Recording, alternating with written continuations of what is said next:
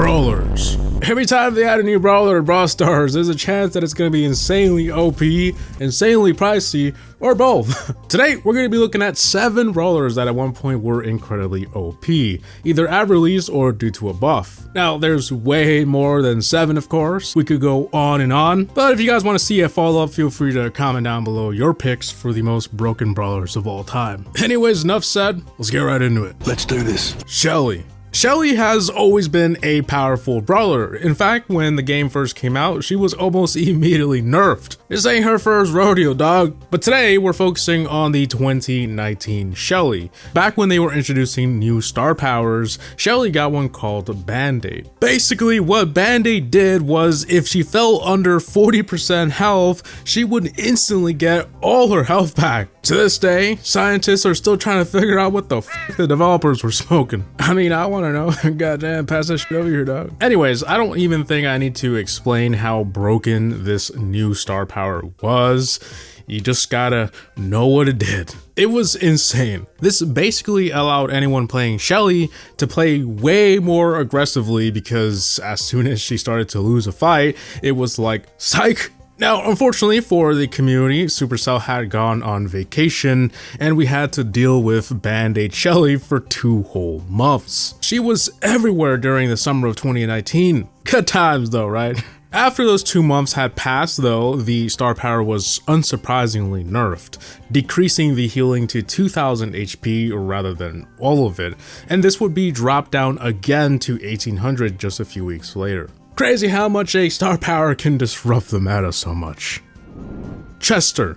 Added in December 2022, Chester is an interesting brawler. He has variable damage and 5 random supers, which made him the most random brawler to be added to Brawl Stars. However, these random supers would turn out to be part of the problem, at least one of them, as well as his insane damage output and survivability. Chester could one-shot over 20 brawlers and 2 or 3-shot basically everybody else. So ignoring everything else but his main attack, it was already busted. But then there were the OP supers, mostly one called the Jawbreaker. Essentially, it shoots a large hard candy that stuns enemies on hit.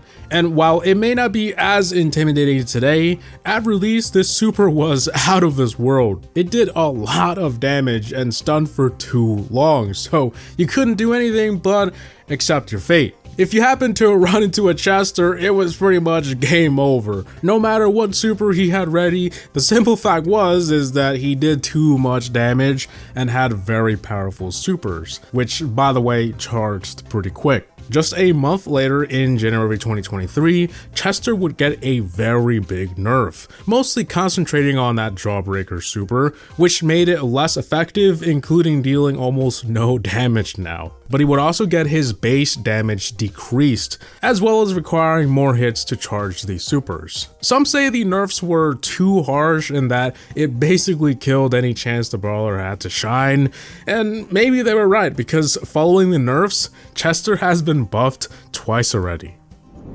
Rosa. Added in April 2019, Rosa was immediately added to the Hall of Fame of the most broken brawlers of all time. Basically, the main problem with Rosa was her super, which provided a shield, negating 80% of the damage for 6 whole seconds. This was on top of the fact that Rosa already had a pretty high HP, and this was in a time when there weren't really a whole lot of tanks. So basically, Rosa was a walking meat shield that dealt pretty decent damage. When she activated her super, it was probably best to run away because it was definitely a very unfair fight, unless you could deal enough damage. Which, by the way, had to be some serious damage to take out a Rosa under that shield, something that most brawlers just weren't capable of doing. But yeah, that was pretty much it. Rosa's super made her unstoppable. She also had a star power that healed her when inside bushes, which further aided in her survivability.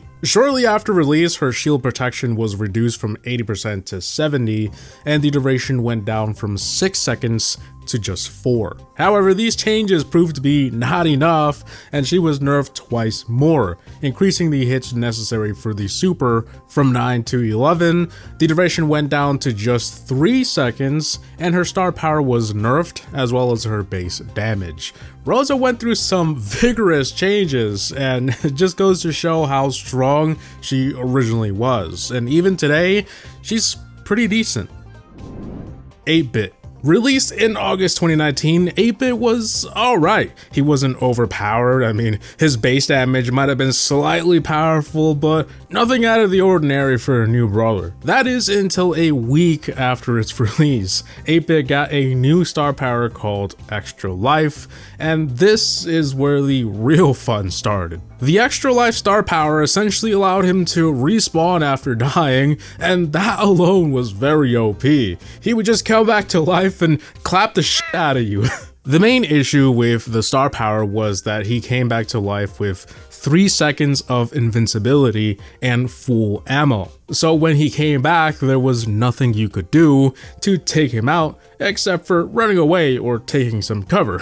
Going head on versus a resurrected 8-Bit was probably the dumbest thing you could do unless you had a way to shield the attacks. Just 2 weeks later, 8-Bit found itself getting its first nerf, a big one for that matter. He now had an increased reload time and now respawned with 0 ammo. These changes made the Extra Life star power a lot less annoying, however players were still not a big fan of it. If you destroy someone, they shouldn't be able to get back up and continue the fight. What is this, Last Stand on Call of Duty? Anyways, 8-Bit would receive tons of more nerfs to its base damage and the star power, until eventually it sucked so bad they tried to buff it before eventually reworking it into a completely different star power. Buster. Added in 2022, Buster was basically the 2022 version of the 2019 Rosa, but much more busted. Much like her, Buster's super would give him a shield that blocked attacks, but it also reflected those attacks back at the attacker. And unsurprisingly, this super was pretty spammable. So when you combine that with stupidly high HP, powerful hits, and a gadget that healed him and anyone around, it's easy to understand why Buster was so OP and hated by a lot of players. Once that shield was active, you better either stop attacking right now or run away. But more often than not, players would just keep attacking, and by the time they realized that they were hitting themselves, it was far too late. A couple of weeks later, after he was available, Buster would be nerfed. But it just kept happening. It wasn't just once. He was nerfed in 3 separate balance changes within a 2-month time frame. In the end, he had a total of 16% less HP, dealt 22% less damage, the super lasted 50% less at just 3 seconds, and not even the gadget or star power was safe. Those got nerfed as well. Buster's nerfs were so harsh that he was not only considered one of the worst brawlers, but would later receive numerous buffs. Leon. It's 2018 and Brawl Stars is about to go global. But first, a big update of Rise with new game modes, skins, a 3D environment, and the first legendary added in over a year, Leon. But man, did they really take that legendary status a bit too serious? Leon was incredibly OP. Each hit did 500 damage at close range, which was almost always the case because of his invisibility. When he activated his super, you couldn't see him, so he would sneak up on you and blast you with a very powerful attack. It was literally like that one meme where if you're seeing this, it's too late.